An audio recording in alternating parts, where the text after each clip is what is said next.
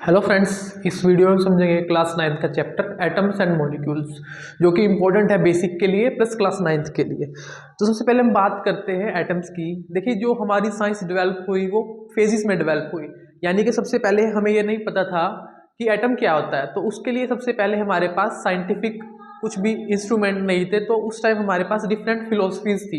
तो उन्होंने कहा कि जितने भी कंपाउंड हमारे पास बने हुए हैं वो एक स्मॉलेस्ट पार्टिकल से बने हुए हैं, जिसको उन्होंने कहा परमाणु। एंशिएंट टाइम में दे यूज वर्ड परमाणु।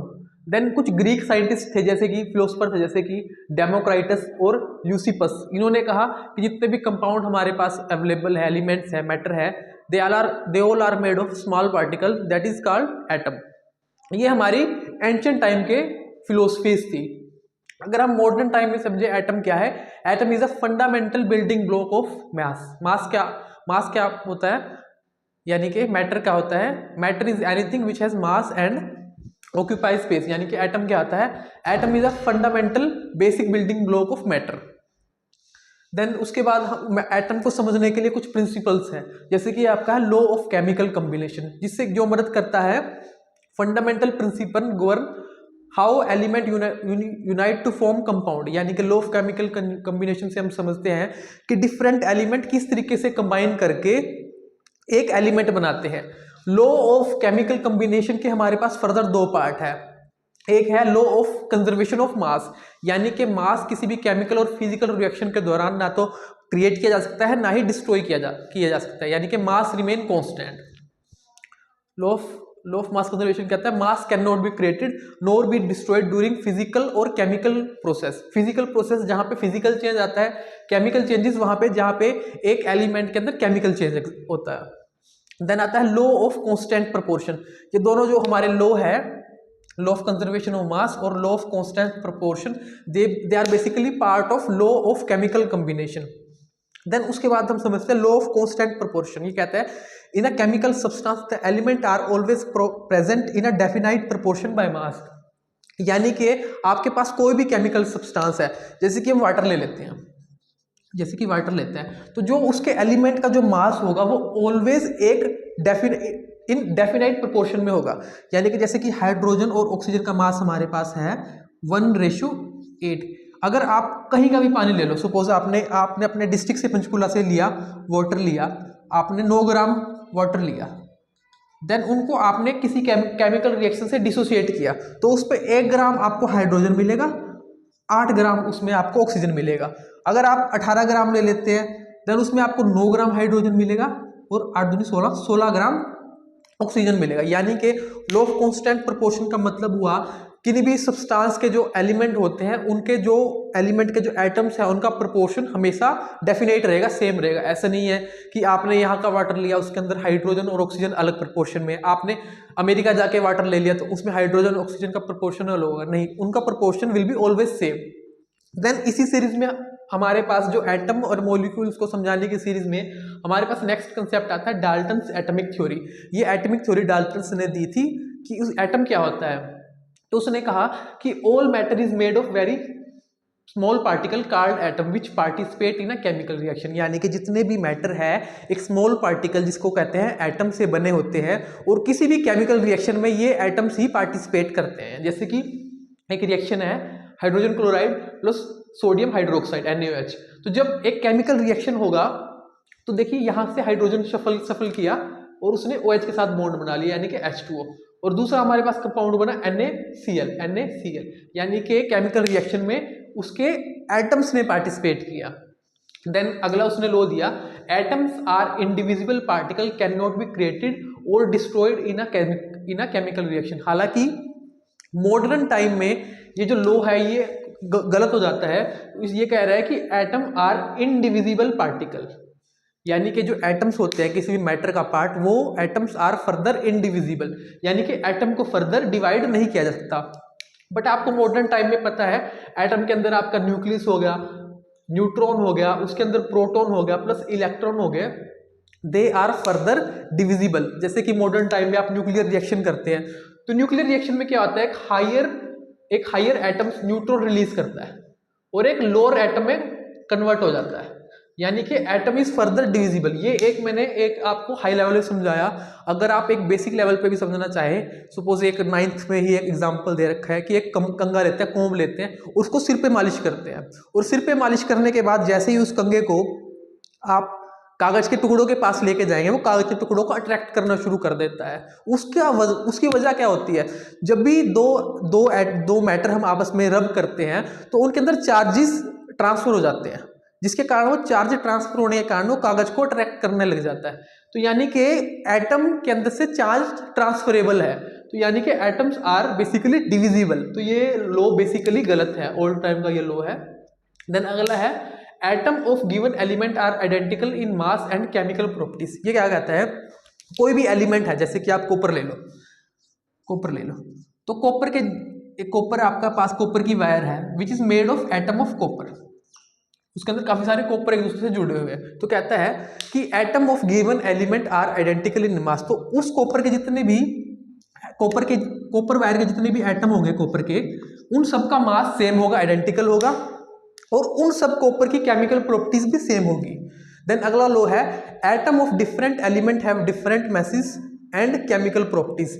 दो अलग अलग एलिमेंट है, जैसे कि ये आपके होगा कॉपर और कॉपर का ले लिया, एक ले लेता हूं मैं फेरस क्लोराइड। तो हम एक एटम लेते हैं यहाँ से कॉपर, यहाँ से कंसीडर करते हैं फेरस। तो ये दो अलग अलग एलिमेंट के एटम है, तो इनका मास भी बेसिकली अलग अलग है। कॉपर का और फेरस का मास अलग अलग है, प्लस जो इनकी केमिकल प्रॉपर्टीज होगी, यानी कि जिस तरीके से केमिकल रिएक्शन में पार्टिसिपेट करेंगे, ये भी अलग अलग होगी। देन अगला आता है atom combined in a ratio small whole number to form compound. आपको पता है कंपाउंड क्या होता है? कंपाउंड काफी सारे एटम्स जब आपस में कनेक्ट करते हैं तो आपके पास कंपाउंड बनता है। तो क्या कहता है? Atom combined in a ratio of small whole number. जैसे कि आपके पास वाटर हो गया, तो ये 2:1 में कंबाइन करते हैं।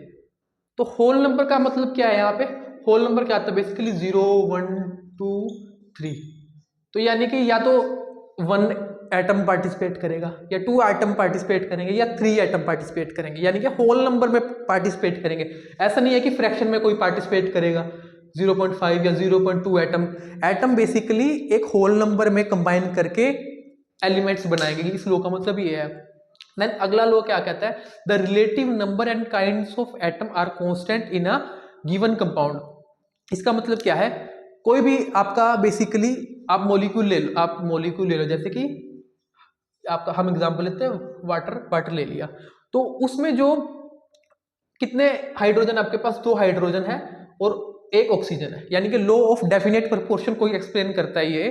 तो ये कहता है कि गिवन कंपाउंड के जो रिलेटिव एटम्स है और काइंड ऑफ एटम्स है वो हमेशा कांस्टेंट होंगे। ऐसा नहीं हो सकता कि वाटर में यहाँ पे कभी 2 एटम हो जाते हैं या कभी 3 एटम हो जाते हैं हाइड्रोजन के, या 4 हो जाते हैं, यानी कि उसके जो एटम्स है वो हमेशा कांस्टेंट रहेंगे गिवन कंपाउंड के। स्टूडेंट कुछ और प्रॉपर्टीज देख लेते हैं हम। तो सबसे पहला कंसेप्ट है हमारा एटॉमिक मास। एटॉमिक मास क्या होता है? किसी भी एटम का जो मास है उस बेसिकली वो अप्रोक्सीमेट होता है वो number of proton plus number of neutron. जैसे कि हम हाइड्रोजन लेते हैं, तो हाइड्रोजन में कितना प्रोटॉन होता है? 1 प्रोटॉन होता है, और न्यूट्रॉन कितना? 0। तो हाइड्रोजन का एटॉमिक मास कितना हुआ? 1। देन एटॉमिक मास को मेजर किया जाता है, जैसे कि हम डेली लाइफ में क्या करते हैं, जैसे कि आप केले लेने जाओ, बनाना लेने जाओ, तो उसके लिए हम कहेंगे जी 1 दर्जन दे दो। 1 दर्जन क्या? उसकी एक यूनिट हो गई, यानी कि 1 दर्जन 12 के बराबर हो गया। तो सिमिलरली एटम को मेजर करने के लिए एक यूनिट है, इसको एटॉमिक मास यूनिट बोलते हैं। वो किसके बराबर होता है? It is equal to 1/12 of isotope of carbon C12। एक कार्बन का आइसोटोप होता है C12, उसके 1/12 यानी कि जो एक हम कहेंगे जी कि हमारे पास 1 atomic mass unit of hydrogen है, तो उसका मास कितना होगा? बराबर होगा वो 1/12 ऑफ, यानी कि जो C12 का जो मास होता है उसे 12 से हम डिवाइड कर देंगे, और जितना मास निकल के आएगा वो बराबर होगा 1 atomic mass unit of any atom. यहाँ पे हम हाइड्रोजन एग्जाम्पल लेके चल रहे हैं। जैसे कि हाइड्रोजन का एटॉमिक मास यूनिट हो गया 1, कार्बन का क्या हो गया 12, तो 1 एटॉमिक मास यूनिट उसके बराबर होगा। देन आगे आता है आपका मॉलिक्यूल। तो मॉलिक्यूल क्या होता है? बेसिकली जब एक या एक से ज्यादा एटम कंबाइन करते हैं तो हमें एक मॉलिक्यूल बनता है।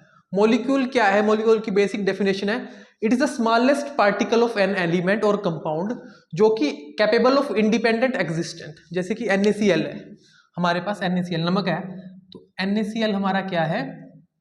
जो उसका स्मॉलेस्ट पार्टिकल जो कि इजिली एग्जिस्ट कर सकता है बिना किसी के साथ रिएक्ट किए स्टेबली, वो उसका स्मॉलेस्ट पार्टिकल वो एक मॉलिक्यूल है NaCl का। मॉलिक्यूल्स मोनो एटॉमिक हो सकते हैं, आर्गन और हीलियम यानी कि सिर्फ एक एटम का, डाई एटॉमिक जैसे कि ऑक्सीजन और नाइट्रोजन, बेसिकली ये दो एटम से मिलके बने हैं। टेट्रा एटॉमिक जहां पे चार एटम मिलके एक मॉलिक्यूल बनाते हैं, फॉस्फोरस एग्जांपल हो गया। एक आता है आपका पॉली एटॉमिक जिसमें मल्टीपल एटम्स कंबाइन करते हैं, मोर देन 4 मोर देन 5, तो हमें एक पॉली एटॉमिक मिलता है, जैसे कि सल्फर जहां पे 8 सल्फर मिलते हैं। नेक्स्ट स्टूडेंट हमारा एक कंसेप्ट है आयंस। तो आयंस क्या होता है? Ions are basically charge particle. वो नेगेटिव हो सकता है, नेगेटिव चार्ज पार्टिकल को कहेंगे हम एनायन, और पॉजिटिव चार्ज पार्टिकल को कहते हैं हम कैटायन। होता क्या है, दो एलिमेंट, ये एक हायर कंसेप्ट है, जब एक मॉलिक्यूल बनता है तो आपको पता है दो कंपाउंड जैसे कि NaCl आके मिले, दो एटम आके मिले तो एक मॉलिक्यूल हमें मिला NaCl। नाउ NaCl में क्या है, दे एक्सचेंज इलेक्ट्रॉन, ये आपस में इलेक्ट्रॉन एक दूसरे को ट्रांसफर करते हैं। एक बॉन्डिंग, दो तरह की बॉन्डिंग होती है स्टूडेंट, एक होती है कोवलेंट बॉन्डिंग, एक होती है आयनिक बॉन्डिंग। आयनिक बॉन्डिंग में क्या होता है, जो इलेक्ट्रॉन है वो इक्वली शेयर नहीं किए होते, यानी कि किसी ने ज्यादा दिए है किसी ने कम। तो Na के ऊपर पॉजिटिव चार्ज है, Cl के ऊपर नेगेटिव चार्ज है। नेगेटिव क्यों है? क्योंकि क्लोरीन ने एक इलेक्ट्रॉन एक्स्ट्रा लिया है सोडियम से, और सोडियम ने एक इलेक्ट्रॉन लूज किया है। तो जहां पे आयनिक बॉन्ड बनेंगे वहां पे एटम्स आपके आयनिक कैरेक्टर शो करेंगे। नेक्स्ट कंसेप्ट है हमारा केमिकल फॉर्मूला, यानी कि जो भी हम कंपाउंड भी पढ़ रहे हैं उनको लिखने का एक केमिकल मेथड, सिंपल्स के माध्यम से हम एक्सप्रेस करते हैं। तो उसमें एक कंसेप्ट आता है हमारा वैलेंसी। वैलेंसी क्या चीज है? वैलेंसी का मतलब होता है एक एटम कितने और एटम के साथ कंबाइन कर सकता है, सिंपल डेफिनेशन ऑफ वैलेंसी। जैसे कि हाइड्रोजन की वैलेंसी 1 है, तो यानी कि ये एक एलिमेंट के साथ और बॉन्ड बना सकता है। क्लोरीन की वैलेंसी कितनी है? 1, तो हम ऐसे लिखेंगे, हाइड्रोजन के नीचे लिखेंगे 1, क्लोरीन के नीचे लिखेंगे 1, तो हाइड्रोजन 1 यहां से, क्लोरीन वहां से 1। हाइड्रोजन सल्फाइड में जैसे वैलेंसी हाइड्रोजन की 1, सल्फाइड की 2, तो दो हाइड्रोजन मिलके एक सल्फाइड के साथ बॉन्ड बनाएंगे। एल्यूमिनियम ऑक्साइड, Al की वैलेंसी है 3 पॉजिटिव, ऑक्सीजन की है 2, तो Al यानी कि दो एल्यूमिनियम 3 ऑक्सीजन के साथ मिलकर बनाएंगे एल्यूमिनियम ऑक्साइड। नेक्स्ट कंसेप्ट है स्टूडेंट मॉलिक्यूलर मास। हमने पहले एटॉमिक मास पढ़ा जहां पे एक एटम का मास हम कंसीडर करते हैं, दूसरा है आपका मॉलिक्यूलर मास। मॉलिक्यूलर मास में जो मॉलिक्यूल्स के इंडिविजुअल एटम हैं उनके मास को हम ऐड करेंगे, जैसे कि वाटर, यहाँ पे दो हाइड्रोजन के मास को ऐड करेंगे 2 × 1 प्लस ऑक्सीजन के 1 के मास को, यानी कि 2 + 1 + 16 यानी कि 18 यूनिट। उसी में एक सिमिलर कंसेप्ट है मॉलिक्यूलर मास जैसा, formula unit mass. Formula unit mass में क्या होता है, एक गिवन फॉर्मूले का यूनिट मास निकाला जाता है। ये सेम मॉलिक्यूलर मास की तरह ही है, जैसे कि सोडियम हो गया, सोडियम का 23 और क्लोरीन का 1 × 35 × 5 टोटल आ जाता है 58.54। क्लास कैसी लगी कमेंट करके जरूर बताएं। Thank you guys.